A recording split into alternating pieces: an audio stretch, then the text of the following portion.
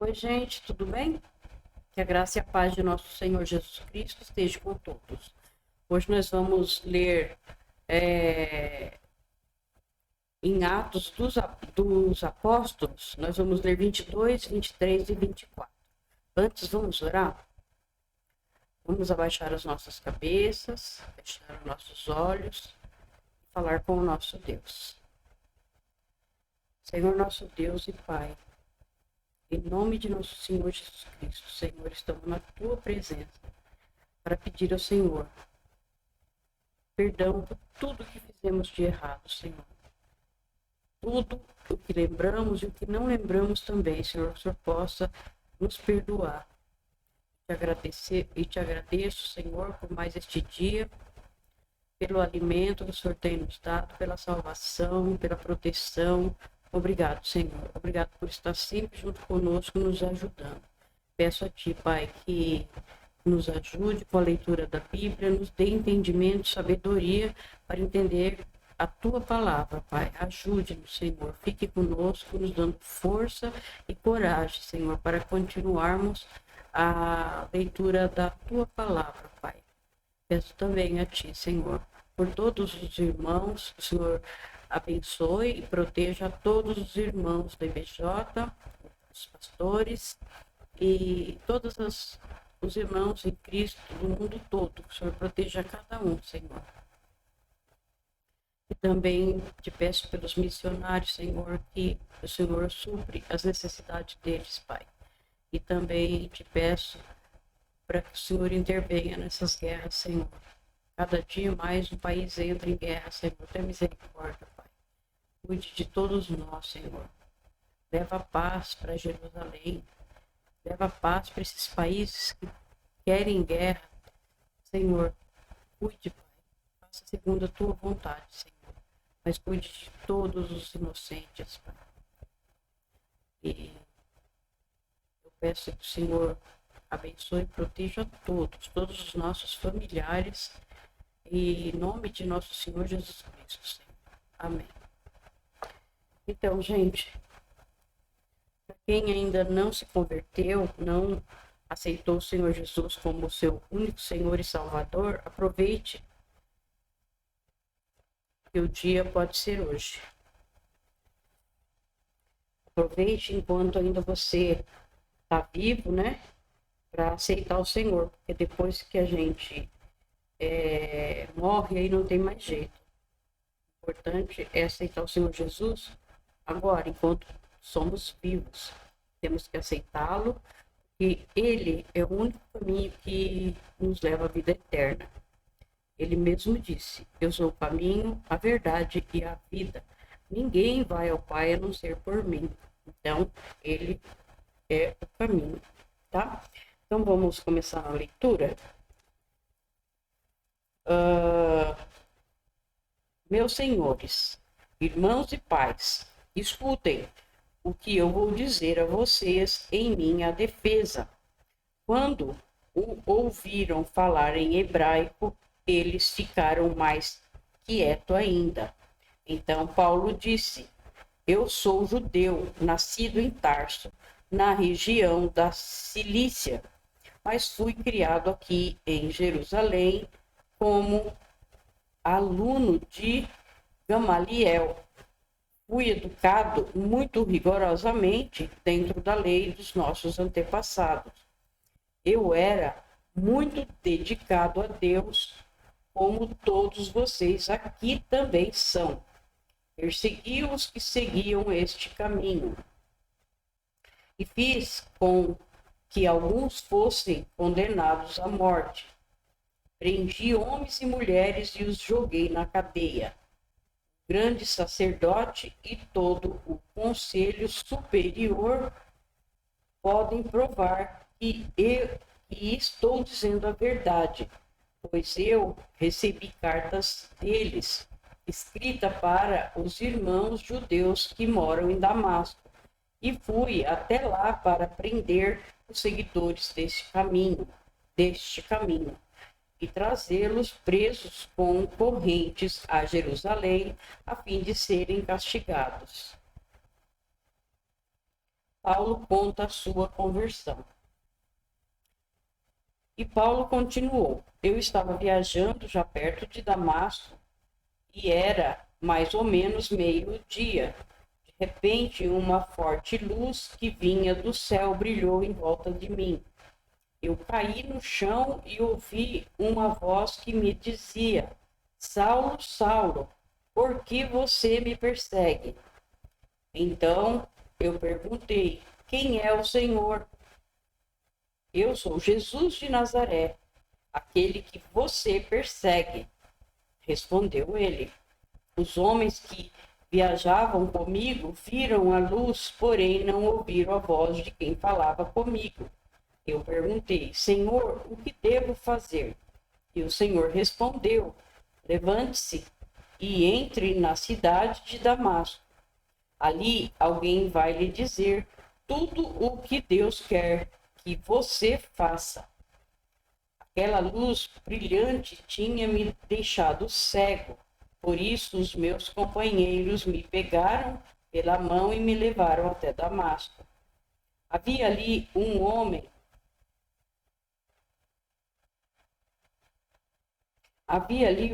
chamado Ananias.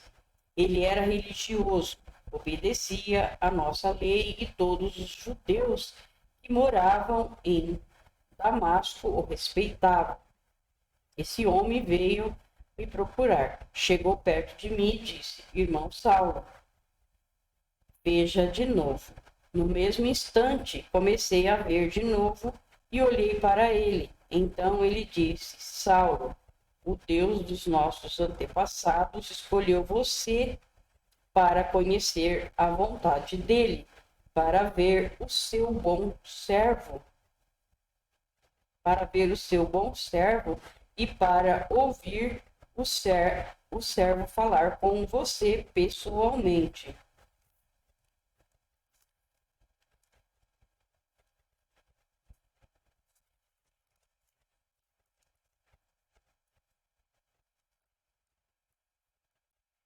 Pois você será testemunha dele para dizer a todos aquilo que você tem visto e ouvido. E agora, não espere mais, levante-se, peça ajuda do Senhor e seja batizado, e os seus pecados serão perdoados. Aí a missão de Paulo. E Paulo terminou dizendo: então eu voltei para Jerusalém. Quando estava orando no templo, tive uma visão. Vi o Senhor e ele me disse: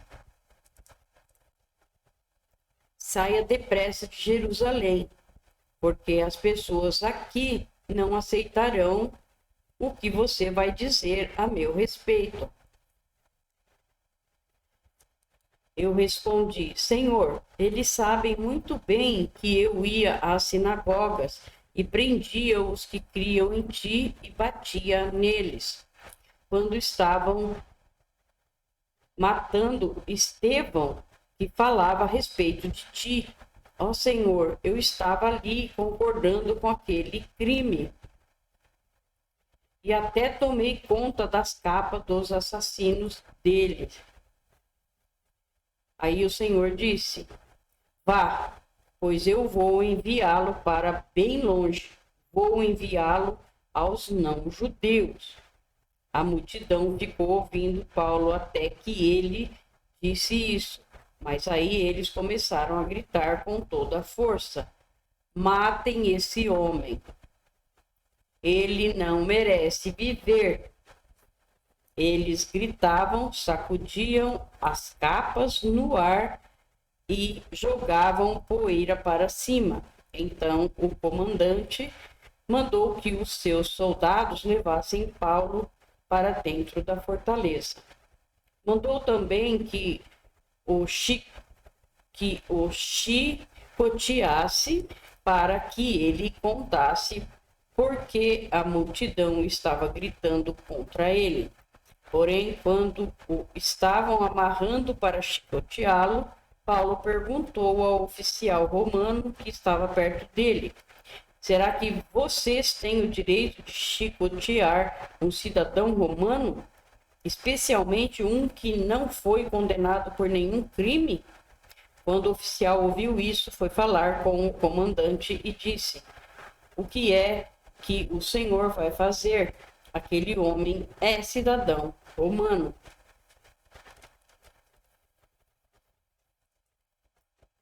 Então o comandante foi falar com Paulo e perguntou: me diga uma coisa, você é mesmo cidadão romano? Sou, respondeu Paulo.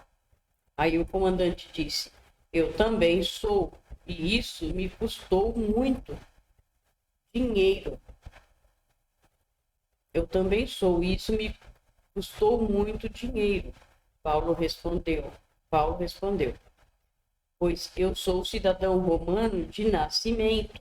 Imediatamente os homens que iam chicoteá-lo recuaram e o próprio comandante ficou com medo ao saber que Paulo era cidadão romano e ele tinha mandado amarrá-lo.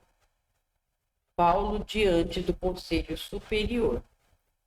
O comandante queria saber com certeza por que os judeus estavam acusando Paulo. Então, no dia seguinte, mandou que tirassem as correntes que o prendiam e ordenou que os chefes dos sacerdotes e todo o conselho superior se reunissem. Depois mandou que trouxessem Paulo e o colocasse em frente deles. Agora vamos ao 23, tá?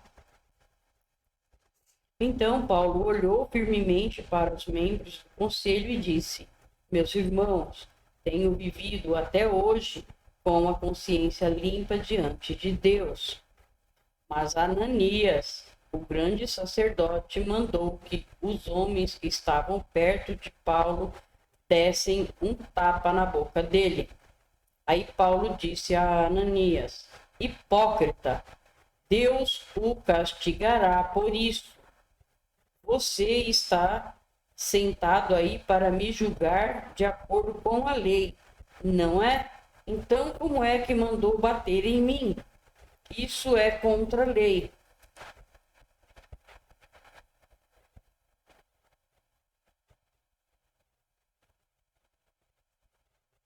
Estava só confirmando, gente, é isso aí. Os homens que estavam perto de Paulo perguntaram: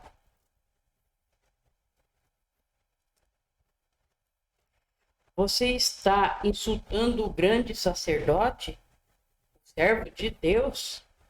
Paulo respondeu: meus irmãos, eu não sabia que ele é o grande sacerdote, pois as escrituras sagradas dizem: não fale mal de nenhuma das autoridades do seu povo. Quando Paulo percebeu que alguns do conselho eram do partido dos saduceus e outros do partido dos fariseus, disse bem alto: meus irmãos, eu sou fariseu e filho de fariseus. Estou aqui sendo julgado porque creio que os mortos vão ressuscitar. Assim que ele disse isso, os fariseus e os saduceus começaram a discutir e o conselho se dividiu. É que os saduceus não creem que os mortos vão ressuscitar, nem que existem anjos ou espíritos, mas os fariseus creem nessas coisas. E assim a gritaria aumentou ainda mais. Então, alguns mestres da lei, que pertenciam ao partido dos fariseus, se levantaram e protestaram. Eles disseram: não vemos nenhum mal neste homem. Pode ser mesmo que um anjo ou um espírito tenha falado com ele. A briga chegou a tal ponto que o comandante ficou com medo de que Paulo fosse despedaçado por eles. Por isso mandou os guardas descerem para tirar Paulo do meio deles e o levar de volta para a fortaleza. Na noite seguinte, o Senhor Jesus apareceu a Paulo e disse: tenha coragem, Paulo.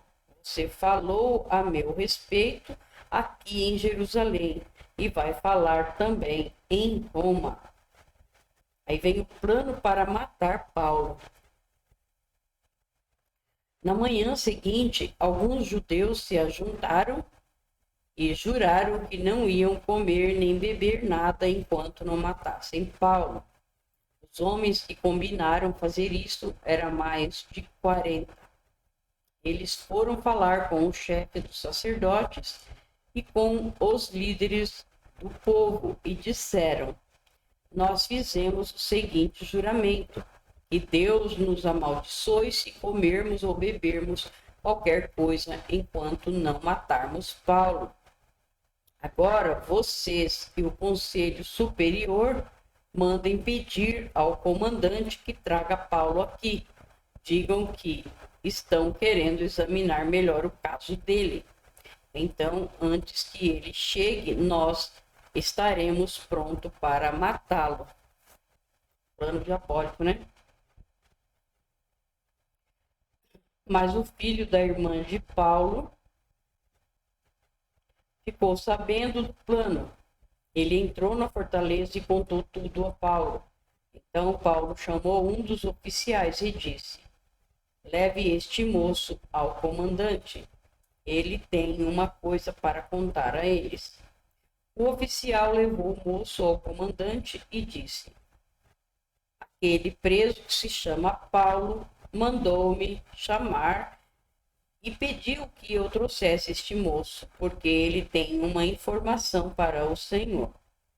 O comandante pegou o moço pela mão, levou-o para um lado e perguntou: o que é que você tem para me contar? Ele respondeu: alguns judeus combinaram pedir ao Senhor que leve Paulo amanhã ao Conselho Superior, com a desculpa de quererem examinar melhor o caso dele. Mas não acredite nisso, pois mais de 40 deles vão ficar escondidos esperando Paulo para o matar.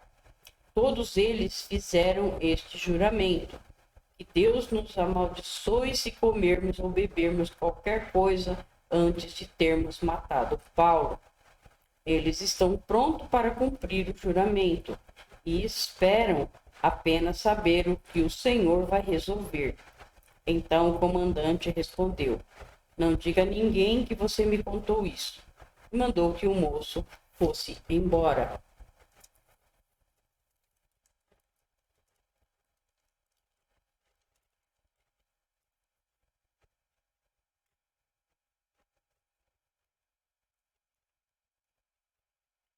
Paulo é mandado para o governador Félix. Então o comandante chamou 2 oficiais e disse: arranjem 200 soldados e mais 70 cavaleiros e 200 lanceiros para ir até a cidade de Cesareia. Estejam prontos para sair daqui às 9 horas da noite. Preparem também cavalos para Paulo montar e o levem com toda a segurança para o governador Félix. Depois, o comandante escreveu uma carta que dizia o seguinte: excelentíssimo governador Félix, saudações. Alguns judeus agarraram este homem e quase o mataram, quando soube que ele era cidadão romano. Eu fui com os meus soldados e não deixei que ele fosse morto. Eu queria saber por que o estavam acusando e por isso resolvi levá-lo diante do Conselho Superior dos Judeus. Então descobri que ele não tinha feito nada para merecer a prisão, a morte. A acusação contra ele era a respeito da própria lei deles. Quando fui informado de que havia um plano para matá-lo, resolvi mandá-lo ao Senhor e disse para aqueles judeus que fizessem as acusações na sua presença. Saúde, Cláudio Lisias. Então os soldados cumpriram as ordens, pegaram Paulo e levaram durante a noite até a cidade de Antipatride. No dia seguinte, os soldados voltaram para a fortaleza, deixando que os cavaleiros continuassem a viagem com Paulo. Eles o levaram para a cidade de Cesareia, deram a carta ao governador e lhe entregaram Paulo. O governador leu a carta e perguntou a Paulo de onde ele era. Quando soube que era da região da Cilícia, disse: quando os seus acusadores chegarem, eu ouvirei o que você tem para dizer. Em seguida, mandou que ele ficasse preso no palácio do governador. Paulo é acusado. Agora a gente vai para o capítulo 24, tá?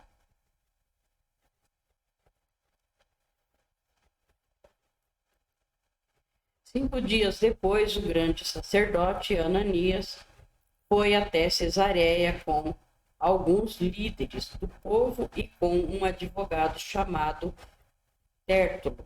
Eles se apresentaram ao governador Félix para fazer acusações contra Paulo. Depois que Paulo foi chamado, Tértulo começou a acusação, dizendo: Excelentíssimo senhor governador, o seu governo nos tem trazido um longo tempo de paz e, graças à sua sábia administração, muitas reformas necessárias estão sendo feitas para o bem deste povo. Somos muito agradecidos por tudo aquilo que temos recebido em todas as ocasiões e em todos os lugares. Mas não quero tomar muito do seu tempo e por isso peço que tenha bondade de nos escutar apenas um pouco mais. Nós achamos, de fato, que este homem é uma peste. Ele provoca desordem entre os judeus do mundo inteiro e é também o líder do partido dos nazarenos. Além disso, tentou profanar o templo e então nós o prendemos. Nós íamos julgá-los de acordo com a nossa lei, mas o comandante Lísias veio e o tirou de nós à força. Aí o próprio Lísias mandou que os acusadores viessem até aqui e fizessem a acusação diante do Senhor. Se o Senhor fizer pergunta a este homem, ele mesmo confirmará todas as acusações que estamos fazendo contra ele. Então os judeus concordaram, dizendo que tudo era verdade. Paulo se defende diante de Félix.